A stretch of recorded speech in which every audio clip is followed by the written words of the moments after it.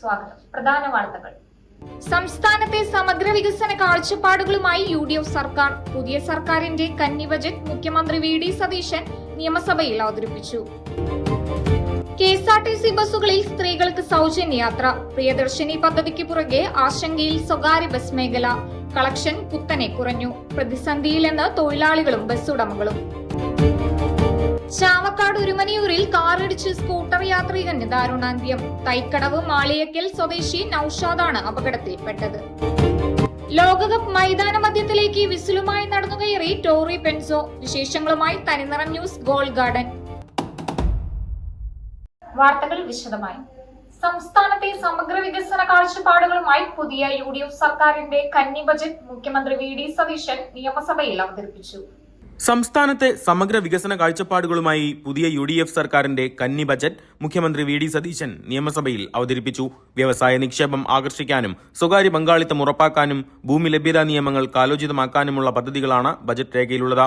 മുൻ മുഖ്യമന്ത്രി ഉമ്മൻചാണ്ടിയുടെ പേരിലുള്ള ആരോഗ്യ ഇൻഷുറൻസ് പദ്ധതിയിൽ ഓരോ കുടുംബത്തിനും 25 ലക്ഷത്തിന്റെ പരിരക്ഷ ലഭിക്കും. ഇതിന്റെ പ്രാരംഭ ചെലവുകൾക്കായി 10 കോടി രൂപ വിലയിരുത്തി. KSRTCയിൽ സ്ത്രീകളുടെ സൗജന്യയാത്രാ പദ്ധതി പ്രിയദർശിനിക്കായി 600 കോടിയും വകയിരുത്തിയിട്ടുണ്ട്. സർക്കാർ ജീവനക്കാർക്കുള്ള DA, DR ആനുകൂല്യം മുടക്കമില്ലാതെ നൽകുമെന്ന് പറഞ്ഞിട്ടുണ്ടെങ്കിലും ശമ്പള പരിഷ്കാര കമ്മീഷനെ കുറിച്ച് പരാമർശമില്ല. മെഡിസബ് സമഗ്രമായി പരിഷ്കരിക്കുമെന്നും മുഖ്യമന്ത്രി പറഞ്ഞു. 1.69 ലക്ഷം കോടി റവന്യൂ വരവും 2.05 ലക്ഷം കോടി റവന്യൂ ചെലവും 35,355 കോടി റവന്യൂ കമ്മിയും പ്രതീക്ഷിക്കുന്ന ബജറ്റാണ് അവതരിപ്പിച്ചത്. കടലിൽ നിന്ന് വിസ്മയം ഉറപ്പിക്കാനുള്ള മിഷൻ സമുദ്രയും ഇലക്ട്രിക് വാഹന ഉപയോക്താക്കൾക്കായുള്ള നികുതി കുറവുമാണ് പ്രധാന ഘടകങ്ങൾ. 10 ലക്ഷം വരെയുള്ള വാഹനങ്ങളുടെ നികുതി 5% നിന്ന് 3%, 15 മുതൽ 20 ലക്ഷം വിഭാഗത്തിന് 8 നിന്ന് 5% കുറച്ചു. 40 ലക്ഷത്തിന് മുകളിൽ നികുതി 10 നിന്ന് 15 ഉയർത്തി. ഫ്ളാറ്റുകൾക്കും അപ്പാർട്ട്മെന്റുകൾക്കും അനുവദിച്ചിട്ടുള്ള 4% മുദ്രാവില നിരക്ക് വില്ലകൾക്കും ബാധകമാക്കി. ഓൾ ഇന്ത്യ ടൂറിസ്റ്റ് പെർമിറ്റ് ബസ്സുകളുടെ ത്രൈമാസ നികുതി സീറ്റ് 1 നിലവിൽ 2000 നിന്ന് 900 സ്ലീപ്പർ 1 3000 നിന്ന് 1500 കുറച്ചിട്ടുണ്ട്. 2026 മാർച്ച് 31 വരെ ആകെ 87,012 കോടി രൂപയാണ് ബാധ്യതയായി സർക്കാരിന് നൽകേണ്ടി വരുന്നതെന്ന് മുൻ സർക്കാരിനെ പരോക്ഷമായി കുറ്റപ്പെടുത്തി മുഖ്യമന്ത്രി ബജറ്റ് പ്രസംഗത്തിൽ വ്യക്തമാക്കി. കേരളത്തെ പോർട്ട് സിറ്റിയായി വിഭാവനം ചെയ്ത റോഡ്, സമുദ്രം, റെയിൽ, ഉൾനാടൻ ജലപാതകൾ, നിർമ്മാണ മേഖലകൾ, ഗ്രീൻഫീൽഡ് സിറ്റി എന്നിവയെല്ലാം ബന്ധിപ്പിച്ചുള്ള മാരിടൈം സമ്പദ് വ്യവസ്ഥയായി കേരളത്തെ മാറ്റാനാണ് മിഷൻ സമുദ്ര ലക്ഷ്യമിടുന്നത്. ഇതിനായി 400 കോടി രൂപയാണ് വകയിരുത്തിയിട്ടുള്ളത്. തിരുവനന്തപുരം, കൊല്ലം, ആലപ്പുഴ ജില്ലകളെ ഏകീകൃത സാമ്പത്തിക മേഖലയായി സംയോജിപ്പിക്കുന്ന സതേൺ കേരള ഇക്കണോമിക് കോറിഡോറും rare earth and critical mineral കോറിഡോറും സുപ്രധാന പ്രഖ്യാപനങ്ങളാണ്. ഏവിയേഷൻ ലോജിസ്റ്റിക്സ് ഹബ്ബായി സംസ്ഥാനത്തെ മാറ്റാനുള്ള പ്രാരംഭ പ്രവർത്തനങ്ങൾക്കായി 200 കോടിയും വകയിരുത്തിയിട്ടുണ്ട്. വിദ്യാഭ്യാസ നൈപുണ്യ വികസന സംവിധാനങ്ങളെ ഭാവിയിലെ തൊഴിലവസരങ്ങളുമായി യോജിപ്പിക്കാനുള്ള ഗ്ലോബൽ ജോബ് വാച്ച് ടവർ യുവാക്കളെ ലക്ഷ്യമിട്ടിട്ടുള്ളതാണ്. ബഹിരാകാശ സ്വപ്നങ്ങൾ സാക്ഷാത്കരിക്കാൻ സ്വകാര്യ സാറ്റലൈറ്റ് നിർമ്മാണ വിക്ഷേപണ സ്ഥാപനങ്ങൾക്ക് ഭൂമി ലഭ്യമാക്കുമെന്നും ബജറ്റിൽ പ്രഖ്യാപനമുണ്ട്. സ്പേസ് പാർക്കിന്റെ പ്രവർത്തനങ്ങൾക്കായി 5 കോടി മാറ്റിവെച്ചിട്ടുണ്ട്. സ്വകാര്യ സംരംഭകർക്കുൾപ്പെടെ ഭൂമി ലഭ്യത ഉറപ്പാക്കാനാണ് 2ാം ഭൂപരിഷ്കരണം നടപ്പാക്കുന്നതെന്നും ബജറ്റിൽ പറയുന്നു.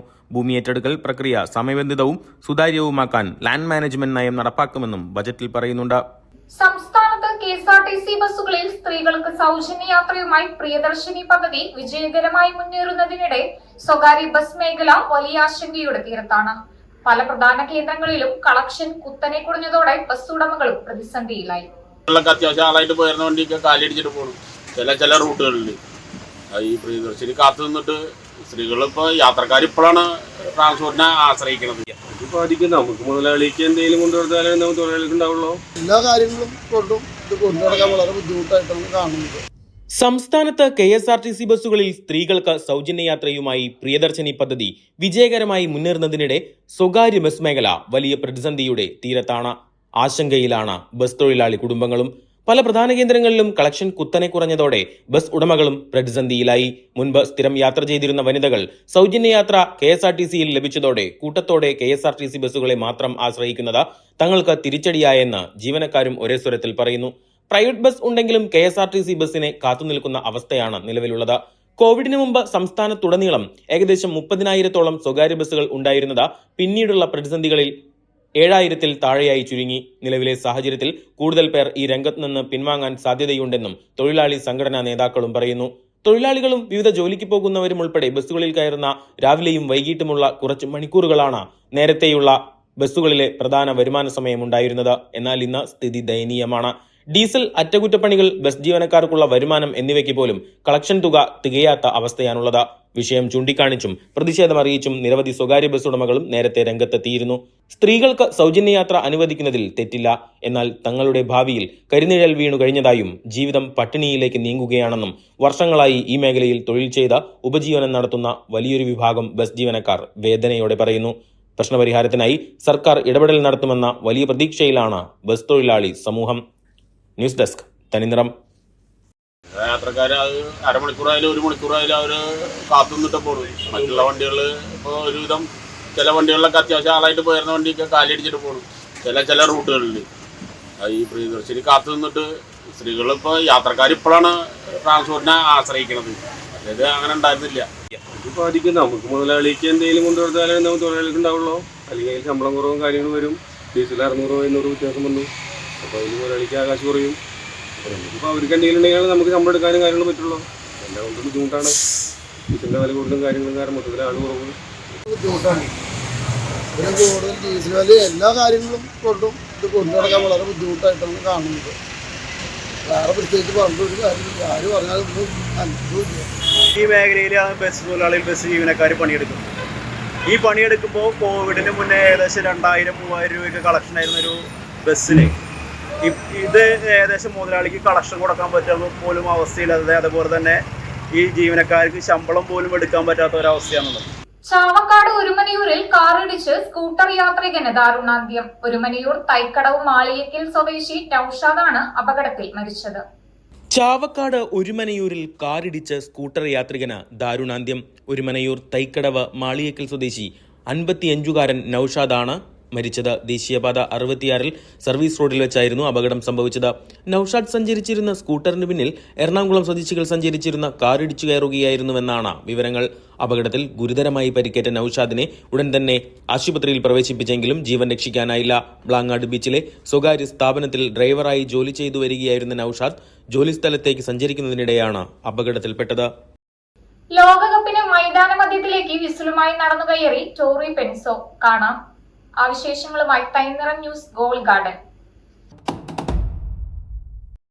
ഫുട്ബോൾ മൈതാനത്തേക്ക് ഇറങ്ങുന്ന ഓരോ കുട്ടിയും ഒരു ദിവസം ക്രിസ്ത്യാനോ റൊണാൾഡോ, ലയണൽ മെസ്സിയോ, കിലിയൻ എംബാപ്പയോ ആകണമെന്ന സ്വപ്നം കാണും.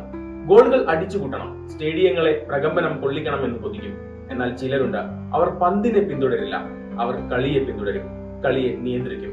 അങ്ങനെ ഒരാളാണ് ഇന്ന് ലോകകപ്പിന്റെ മൈതാന മധ്യത്തിലേക്ക് വിസിലുമായി നടന്നു കയറിയ ഈ സ്ത്രീ, ടോറി പെൻസോ.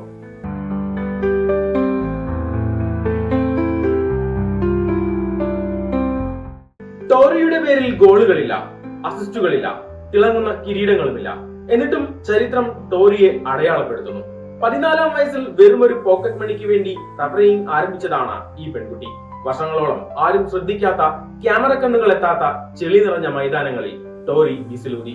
വിമർശനങ്ങൾ കേട്ടു, ഗ്യാലറികളിൽ നിന്ന് ശകാരങ്ങൾ ഏറ്റുവാങ്ങി. ശരിയായ തീരുമാനങ്ങൾക്ക് പോലും കയ്യടികൾ കിട്ടാത്ത കഠിനമായ ലോകം. പക്ഷെ ടോറി തോറ്റുകൊടുക്കാൻ തയ്യാറായിരുന്നില്ല. അവർ ആ വിസിലിനെ പ്രണയിച്ചു, ഫുട്ബോളിനെ നെഞ്ചോട് ചേർത്തു.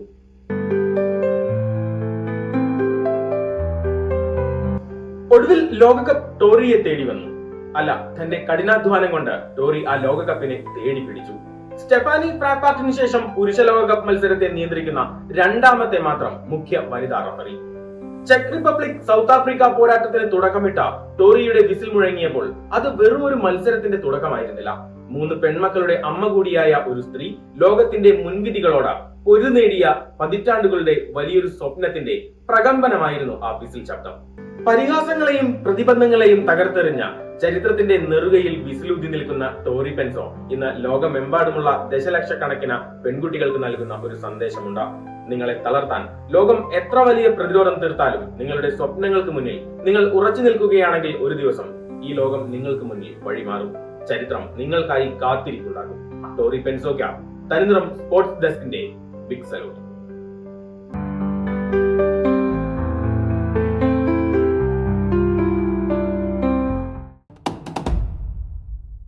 ഇതോടെ വാർത്താ ബുള്ളറ്റിൻ പൂർണ്ണമാകുന്നു. തുടർന്നും വാർത്തകൾ മുടങ്ങാതെ കാണുവാനായി യൂട്യൂബ് ചാനൽ സബ്സ്ക്രൈബ് ചെയ്യുക.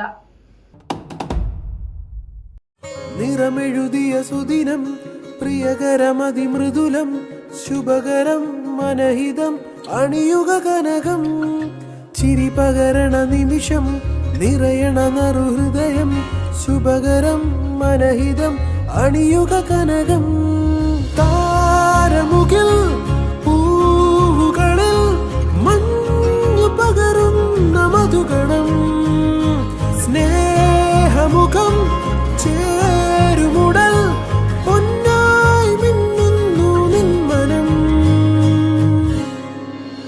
സ്വർണമുഖി സ്വർണമുഖി